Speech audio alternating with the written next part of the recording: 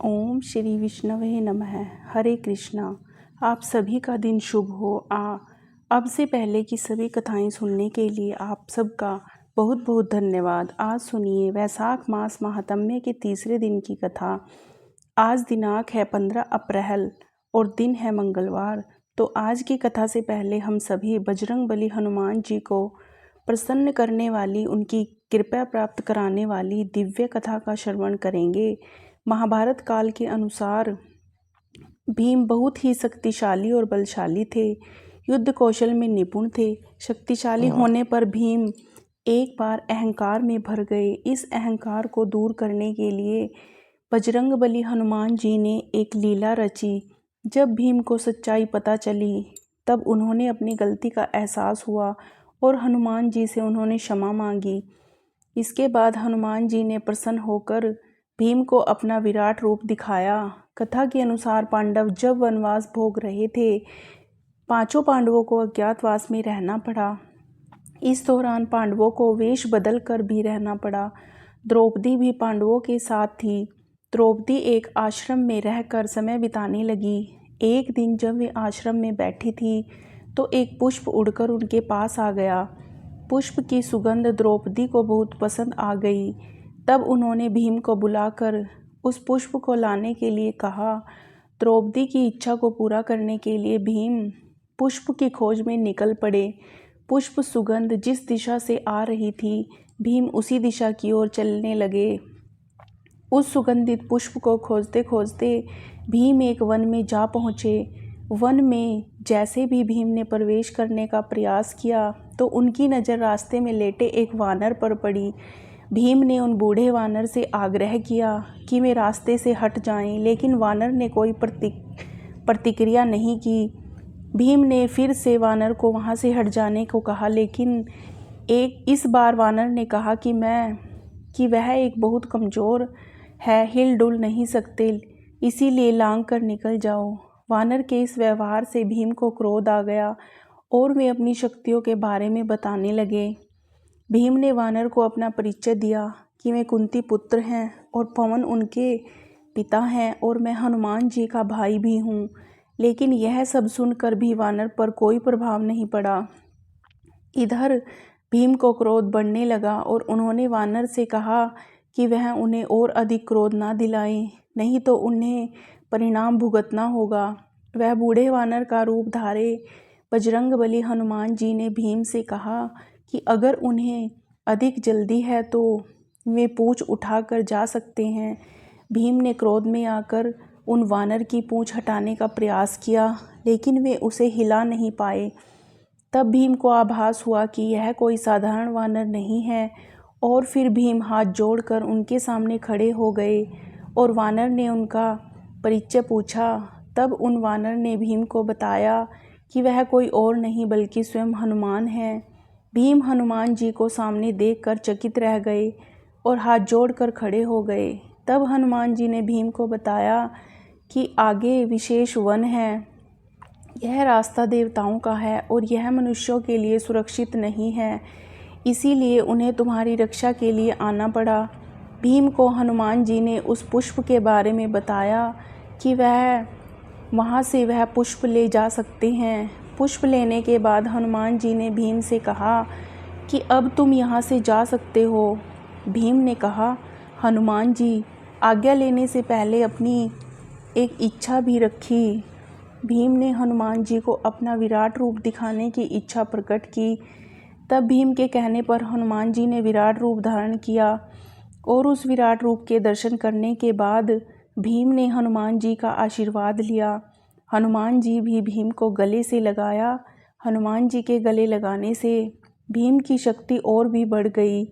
भीम ने हनुमान जी से आग्रह किया वह कौरवों के साथ होने वाले युद्ध में पांडवों का साथ दें, जिस पर हनुमान जी ने कहा कि जिस युग से मैं हूँ वह युग दूसरा था। उसमें मैंने श्री राम किले कई युद्ध किए थे।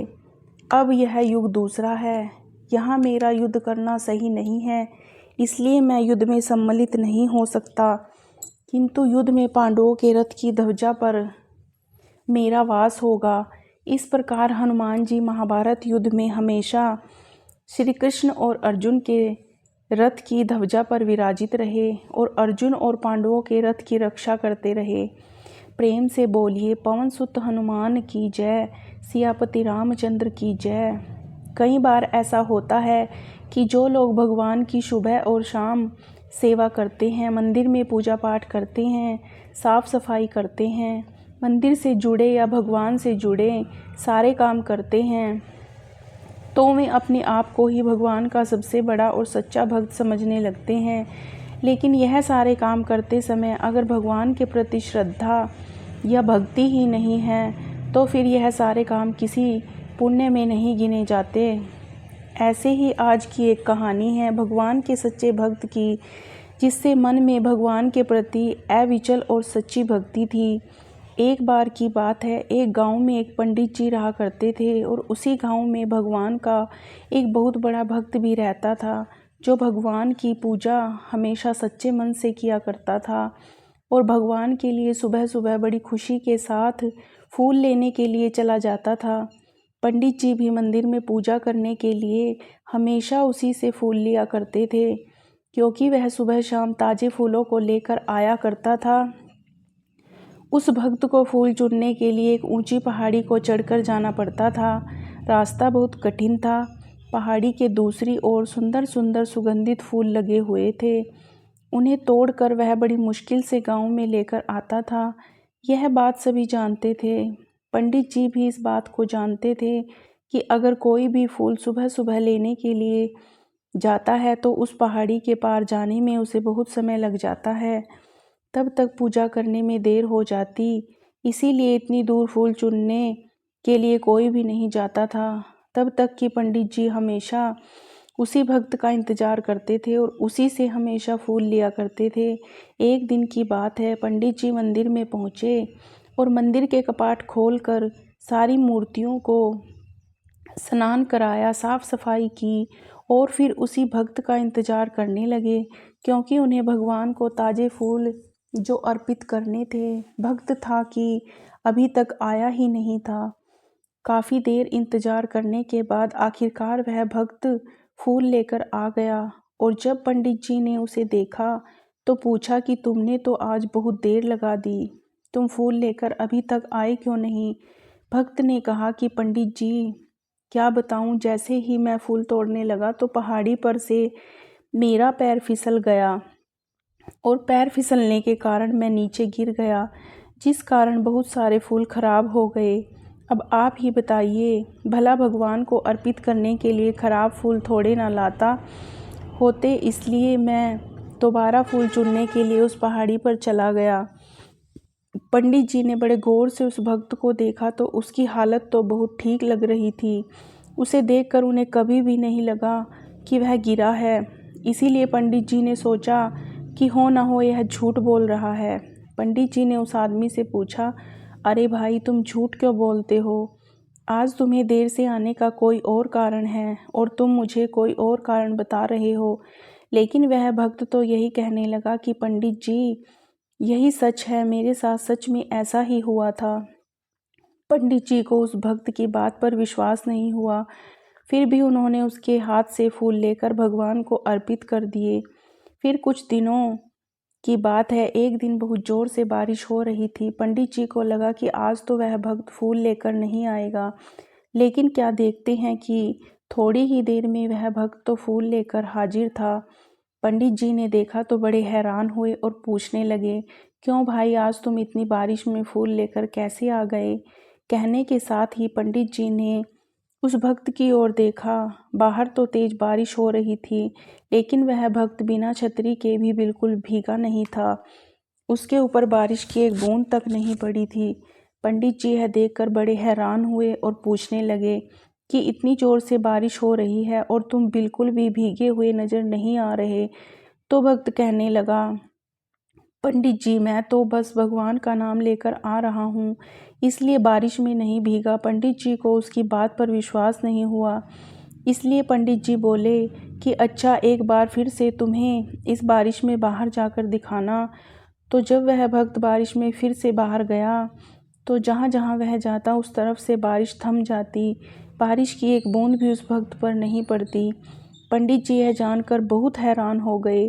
फिर उन्होंने सोचा कि जब यह इंसान ऐसा कर सकता है तो मैं क्यों नहीं कर सकता। मैं तो एक पंडित हूँ, फिर तो यह बारिश मुझे भी नहीं भिगोएगी, क्योंकि मैं भी तो भगवान का सच्चा भक्त हूँ। ऐसा सोचकर जैसे ही पंडित जी बाहर निकले तो बारिश में भीग गए।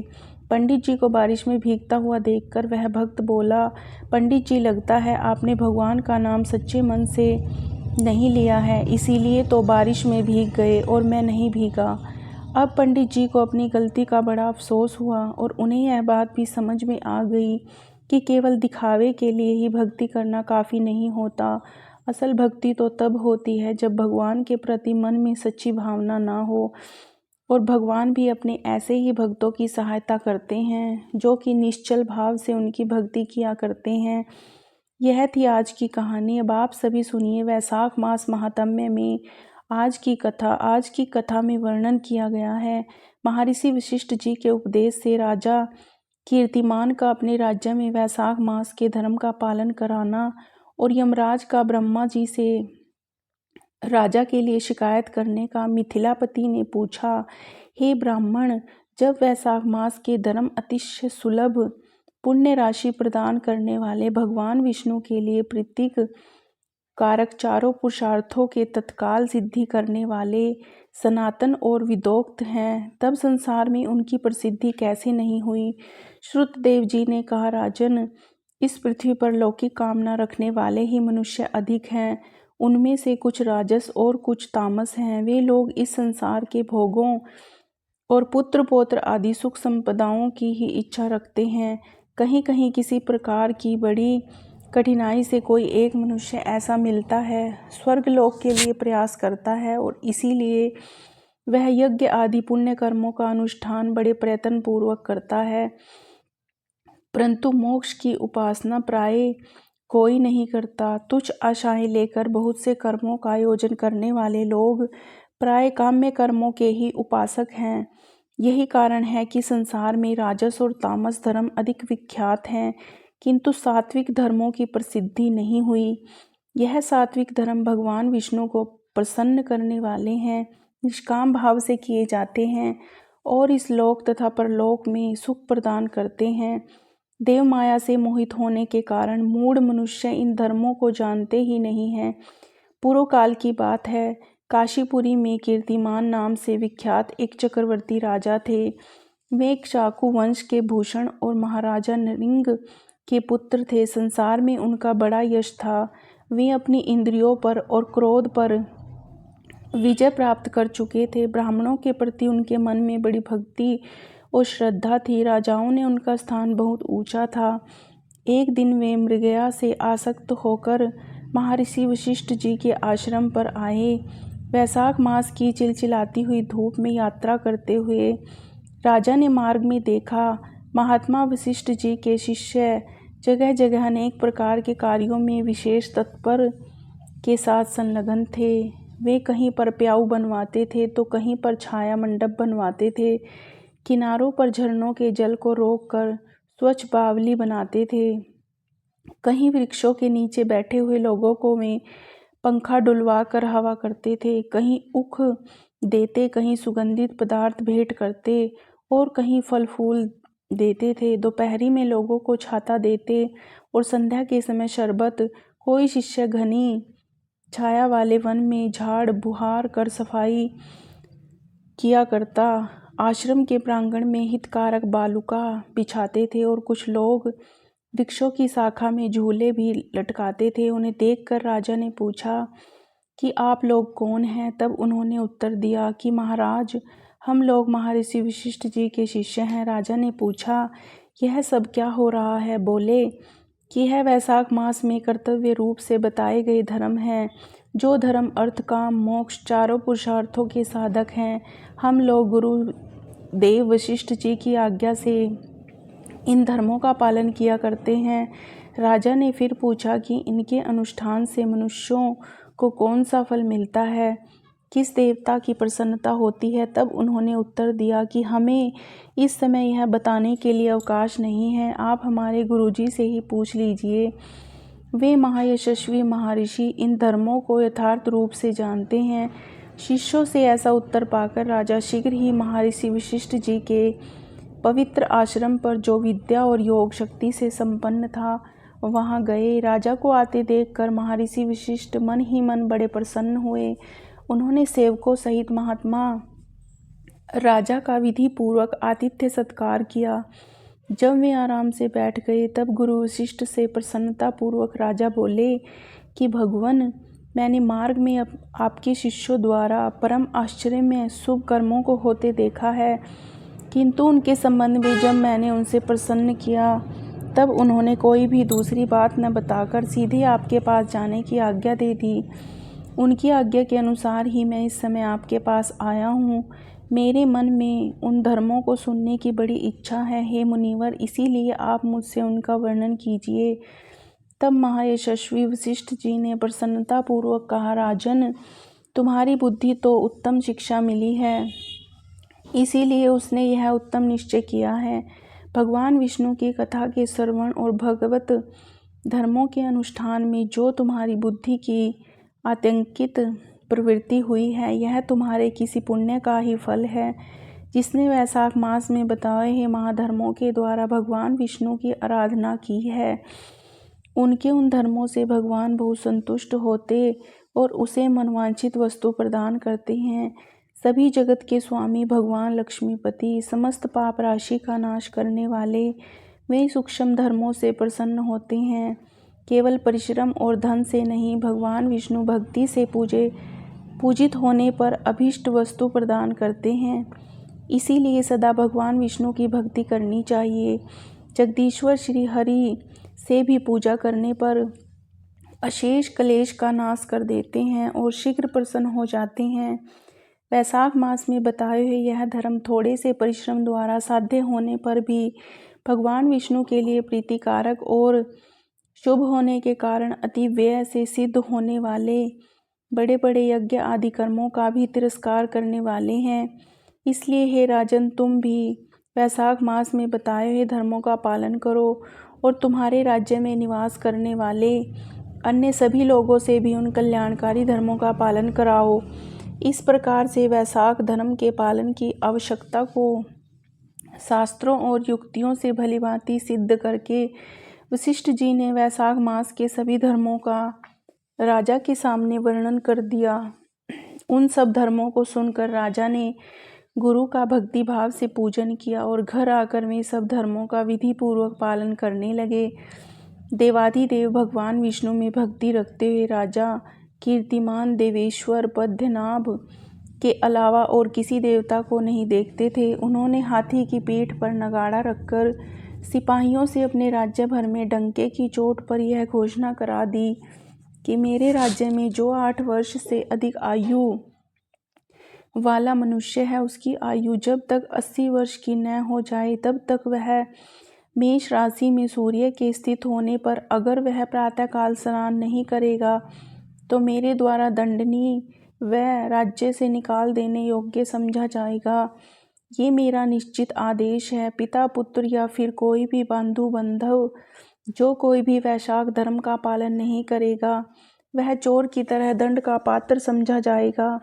प्रातःकाल शुभ जल में स्नान करके श्रेष्ठ ब्राह्मणों को दान करना चाहिए। तुम सब लोग अपनी शक्ति के अनुसार प्याऊ और दान आदि धर्मों का आचरण करो। राजा कीर्तिमान ने प्रत्येक गांव में धर्म का उपदेश करने वाले एक एक ब्राह्मण को बसा दिया। 5 गांवों पर एक एक ऐसे अधिकारी की नियुक्ति कर दी जो धर्म का त्याग करने वाले लोगों को दंड दे सके। उस अधिकारी की सेवा में भी 10-10 घुड़सवार रहते थे। इस प्रकार चक्रवर्ती राजा के शासन से चारों ओर सभी देशों में यह धर्म का पौधा प्रारंभ हुआ और आगे चलकर खूब बड़े हुए वृक्ष के रूप में बदल गया। उस राजा के राज्य में जो लोग मर जाते थे वे विष्णु भगवान के धाम में जाते थे। वहाँ के सभी मनुष्यों को विष्णु लोक की प्राप्ति निश्चित थी। एक बार भी वैशाख स्नान कर लेने से मनुष्य यमराज के पास नहीं जाता। अपने धर्मानुकूल कर्म में स्थित हुए सब लोगों के विष्णु लोक में चले जाने से यमपुरी के सब नरक खाली हो गए। वह एक भी पापी प्राणी नहीं रह गया। वैशाख मास के प्रभाव से यमपुरी के मार्ग की यात्रा ही बंद हो गई।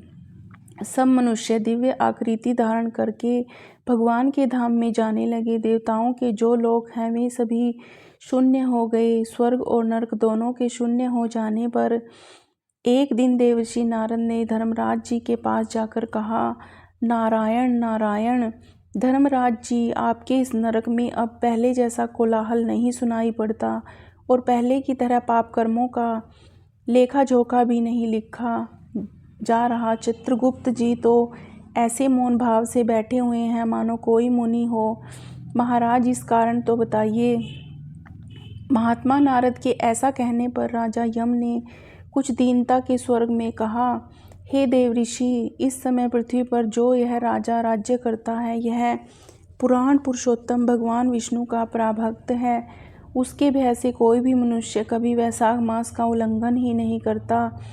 उस पुण्य कर्म के प्रभाव से सभी भगवान विष्णु के परमधाम में चले जा रहे हैं। मुनि श्रेष्ठ, उस राजा ने इस समय मेरे लोक का मार्ग लुप्त सा कर रखा है। स्वर्ग और नरक दोनों को शून्य बना दिया है। इसलिए ब्रह्मा जी के पास जाकर सब समाचार मैं उनसे निवेदन करके तभी स्वस्थ हो पाऊंगा। ऐसा निश्चय करके यमराज ब्रह्मा जी के लोक में गए और वहां बैठे हुए उन ब्रह्मा जी का दर्शन किया, जिनका आश्रय ध्रुव है, जो इस जगत के बीज तथा सभी लोकों के पितामह हैं, और समस्त लोकपाल, दिग्पाल तथा देवतागण जिनकी उपासना किया करते हैं। ब्रह्मा जी ने यमराज जी को देखा और यमराज जी ब्रह्मा जी के आगे पृथ्वी पर गिर पड़े। फिर यमराज ने कहा, हे कमलासन, काम में लगाया हुआ जो पुरुष स्वामी की आज्ञा का ठीक ठीक पालन नहीं करता और उसका धन लेकर केवल भोगों का वह काठ का कीड़ा होता है। जो बुद्धिमान मनुष्य लालच में आकर स्वामी के धन का उपभोग करता है, वह 300 कल्पों तक त्रिग योनि रूप नरक में जाता है। जो कार्य में नियुक्त हुआ पुरुष कार्य करने में समर्थ होकर भी अपने ही घर में बैठा रहता है, वह बिलाव होता है। देव, मैं तो आपकी आज्ञा से धर्मपूर्वक प्रजा का शासन करता आ रहा हूँ। मैं अब तक मुनियों और धर्मशास्त्रों के कथनानुसार पुण्यात्मा को पुण्य के फल से और पापात्मा को पाप के फल से संयुक्त किया करता था, परंतु अब मैं आपकी आज्ञा का पालन करने में असमर्थ हो गया हूँ। राजा कीर्तिमान के राज्य में सभी लोग वैशाख मास में किए जाने वाले पुण्य कर्मों का अनुष्ठान करके पितरों और पितामहों के साथ बैकुंठ धाम में चले जाते हैं। उनके मरे हुए पिता और माताम आदि भी विष्णु लोक में चले जाते हैं। इतना ही नहीं, पत्नी के पिता, ससुर आदि भी मेरे लेख को मिटाकर विष्णु लोक में चले जाते हैं। हे देव, बड़े बड़े यज्ञों द्वारा भी मनुष्य वैसी गति नहीं पाता जैसी वैशाख मास में मिल रही है। सभी तीर्थों का दान आदि तपस्याओं से, व्रतों से या फिर संपूर्ण धर्मों से युक्त मनुष्य भी उस गति को नहीं पा पाता जो वैशाख धर्म में तत्पर्य मनुष्य को प्राप्त हो रही है। वैशाख में प्रातः काल स्नान करके देव पूजन, वैशाख मास महात्म्य की कथा का श्रवण तथा भगवान विष्णु को प्रिय लगने वाले तदनुकूल धर्मों का पालन करने वाला मनुष्य एकमात्र विष्णु लोक का स्वामी होता है। और जगतपति भगवान विष्णु के लोक की तो मेरी समझ में कोई सीमा ही नहीं है। क्योंकि सब ओर से कोटि कोटि प्राणियों का समुदाय वहां पहुंच रहा है, तो भी वह भरता ही नहीं। इस संसार में पवित्र और अपवित्र सभी लोग राजा की आज्ञा से वैशाख मास के धर्म का पालन करके विष्णु लोक को जा रहे हैं। हे लोकनाथ, उसकी प्रेरणा से संस्कारहीन मनुष्य भी वैशाख स्नान मात्र से ही बैकुंठ धाम में चले जाते हैं। वह केवल भगवान विष्णु के चरणों की शरण लेने वाला है। जान पड़ता है कि वह समस्त संसार को ही विष्णु लोक में पहुंचा देगा। जो पुत्र धर्म, अर्थ, काम और मोक्ष के प्रतिकूल चलता है, वह पृथ्वी पर माता के पेट से पैदा हुआ रोग है। वह अधम पुरुष अपनी माता को घात करने वाला कहा जाता है, किंतु राजा कीर्तिमान की माता और उसकी पत्नी का पुण्य संसार में विख्यात है। उसकी माता एकमात्र वीर जननी है और वह राजा निश्चय ही संसार में बहुत वीर है। जिस प्रकार राजा कीर्तिमान मेरी लिपि को मिटाने में उद्यत हुआ है, ऐसे उद्योग पुराणों में किसी का भी नहीं सुना गया है। भगवान विष्णु की भक्ति में तत्पर हुए राजा कीर्तिमान के सिवा दूसरे ऐसे किसी को भी मैं नहीं जानता जो डंका बजाकर घोषणा करते हुए लोगों को ऐसी प्रेरणा देता है और मेरे लोभ के मार्ग को विलुप्त करने का प्रयास करता रहा हो। जय श्री कृष्णा, जय श्री कृष्णा। तो भक्तों, आज की कथा यहीं समाप्त होती है। बोलो कृष्ण कन्हैया की, बोलो कृष्ण कन्हैया की जय, बोलो कृष्ण कन्हैया की।